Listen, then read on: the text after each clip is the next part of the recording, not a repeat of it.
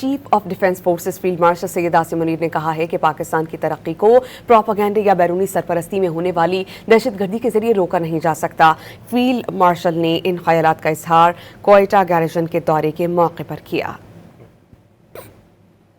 Chief of defence forces field marshal general Asim Munir نے منگل کو کوئٹہ گیریژن کا دورہ کیا۔ انہوں نے command and staff college Quetta میں زیر تربیت افسران اور فیکلٹی سے خطاب کیا۔ کالج کے اعلیٰ تربیتی معیار، ڈسپلن اور پیشہ ورانہ مہارت کو سراہا۔ فیلڈ مارشل نے جدید جنگ کے تیزی سے بدلتے ہوئے کردار پر روشنی ڈالی۔ جدید ٹیکنالوجیز، ملٹی ڈومین آپریشن، تینوں افواج کے باہمی تعاون اور مستقبل کے جنگی چیلنجز سے باخبر رہنے کی اہمیت پر زور دیا۔ فیلڈ مارشل نے کہا کہ پاکستان کی ترقی کو پروپیگنڈے یا بیرونی سرپرستی میں ہونے والی دہشت گردی سے نہیں روکا جا سکتا۔ فیلڈ مارشل نے افسران کو ہدایت کی کہ وہ بدلتے ہوئے جنگی تقاضوں کے مطابق خود کو اور اپنی افواج کو مسلسل تربیت دیں، پیشہ ورانہ مہارت، تیاری اور آپریشنل عمدگی کے اعلیٰ ترین معیار برقرار رکھیں۔ بعدنا فیلڈ مارشل نے بلوچستان میں تعینات